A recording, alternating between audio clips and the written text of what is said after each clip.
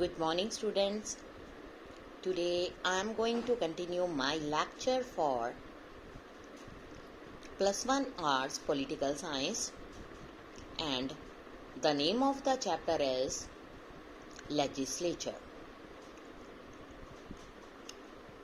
My next topic is No Confidence Motion.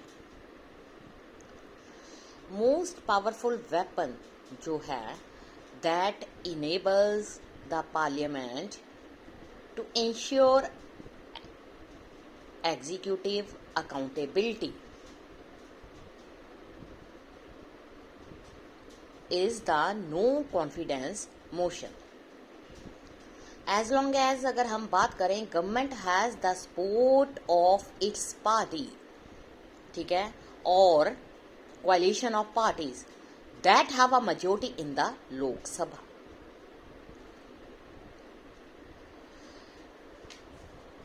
इसके अलावा the power of the house to dismiss the government is fictional rather than real. After 1989 बहुत सारी जो governments हैं उन्होंने force किया to resign due to lack of confidence of the house. Each of the government जो है lost the confidence of the Lok Sabha because क्यों? They fail to retain the support of their coalition partners. Parliament जो है effectively control the executive, ensure करती है more responsive government. It is however important for this purpose कि there is adequate time at the disposal of the house. जो members होते हैं they are very interested in discussions and participate effectively, and there is willingness to compromise among the government and the opposition. लेकिन last 2 decades में क्या हो रहा है, there has been a gradual decline in the session of Lok Sabha and state legislative assembly.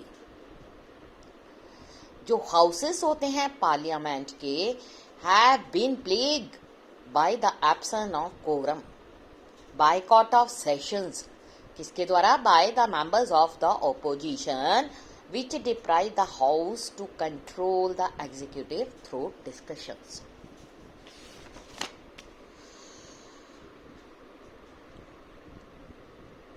What do the committees of the parliament do? एक significant feature जो है legislative process का वो है appointment of committee for various legislative purposes. जो ये committee होती हैं ये एक वाइटल रोल प्ले करती हैं not merely in law making but जो डे टू डे बिजनेस होता है हाउस का उसमें भी ये बहुत इम्पॉर्टेंट रोल प्ले करती हैं. जो पार्लियामेंट है वो मीट करती है अपनी meetings only during the session, so it has very limited time at its disposal. जो लॉ मेकिंग होता है requires in depth study of issue under consideration. So अगर हम बात करें इंटर्न डिमांड जो हैं उनको अटेंशन की ज़्यादा ज़रूरत है. इसके अलावा कुछ अदर इम्पॉर्टेंट फंक्शंस भी होते हैं जो स्टडी करते हैं डिमांड्स की फॉर ग्रांट्स की मेड बाय वेरियस मिनिस्टर्स, जैसे कि looking into expenditure incurred by various department, investigating cases of corruption. जो पार्लियामेंट्री कमेटी होती है वो बहुत सारे फंक्शंस परफॉर्म करती है, लेकिन 1983 में इंडिया जो है उसने एक सिस्टम को डेवलप किया जिसको नाम दिया गया पार्लियामेंट्री सिस्टम, स्टैंडिंग कमिटीज. इसलिए यहाँ पर 20 सच डिपार्टमेंटली रिलेटेड कमिटीज हैं. स्टैंडिंग कमेटी जो होती है सुपरवाइज करती है work of various departments, their budget, there expenditure and bills that come in the house relating to the department. इसके अलावा जो स्टैंडिंग कमेटी होती है जॉइंट पार्लियामेंट्री कमेटीज के साथ मिलकर एक पोजीशन को ऑक्यूपाई करती है और हमारी कंट्री को आगे पहुंचाती है. जॉइंट पार्लियामेंट्री कमेटी जो है सेटअप करी गई है इस पर्पस के लिए, एक पर्टिकुलर बिल को डिस्कस करने के लिए। ज्वाइंट पर्टिकुलर कमेटी जो बिल पर डिस्कस करती है उसका मेन पर्पस होता है इन्वेस्टिगेटिंग फाइनेंशियल रेगुलरिटीज। मेंबर्स जो होते हैं इस कमेटी के, उनको सिलेक्ट किया जाता है बोथ हाउसेस में। जो कमेटी सिस्टम होता है reduce the burden on the parliament. बहुत सारे इंपॉर्टेंट बिल जो हैं रेफर किए जाते हैं इन कमेटीज में।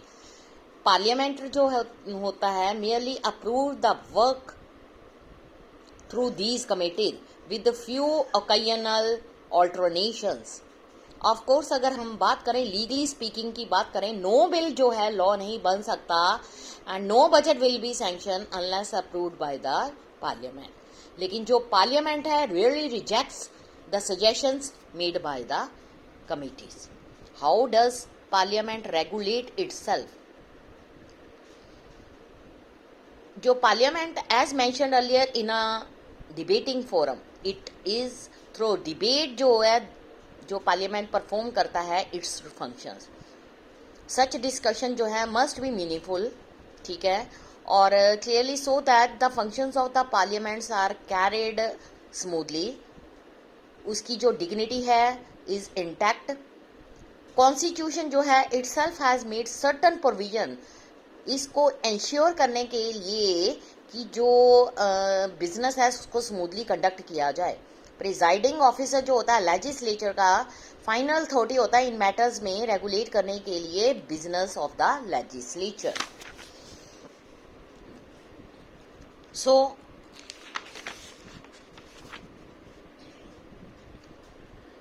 There is no one more way in which the presiding officer जो है control the behaviour of the members. हमने ये भी सुना है anti defection law. Most of the जो मेंबर्स होते हैं लेजिस्लेचर्स के, उनको इलेक्ट किया जाता है on the ticket of some political leader politics party के द्वारा। What would happen if they decide to leave the party after getting elected? For many year after the independence this issue were unresolved. Finally there was an agreement among the parties कि जो legislature है who is elected on the party ticket जो है must be restricted from defecting to another party. So amendment जो है constitution में उसको पास किया गया। ये अमेंडमेंट था 152 अमेंडमेंट एक्ट। ये 1985 में पास किया गया। इसको एंटी डिफेक्शन लॉ अमेंडमेंट का नाम दिया गया। It has also been subsequently modified to the 91st Amendment. जो प्रेजाइडिंग ऑफिसर होता है हाउस का, उसको अथॉरिटी होती है जो फाइनल डिसीजन लेता है कुछ केसेस में। So it is prove that a member has defected, then such members जो होते हैं loss the membership of the house. इसके अलावा पर्सन जो होता है उसको डिस्क्वालीफाई भी किया जाता है एनी पॉलिटिकल पार्टी को अगर वो होल्ड करता है like ministership. What is defection? अगर एक मेंबर जो होता है एब्सेंट रहता है इन हाउस में, उसको पूछा जाता है by the party leadership to remain present और vote against the instructions of the party और voluntary leave the membership of the party. इसको हमने नाम दिया है defection. Experience of past 20 years ये शो करता है कि जो एंटी डिफेक्शन अमेंडमेंट है not been able to curb defection, but इसने क्या किया है, इसके पास एडिशनल पावर हो गई है पार्टी लीडरशिप की, presiding officers of the legislature over the members. ये चैप्टर हमारा यहीं पर फिनिश हुआ है। नेक्स्ट हम अगला शुरू करेंगे अपने अगले लेक्चर में। Thank you students.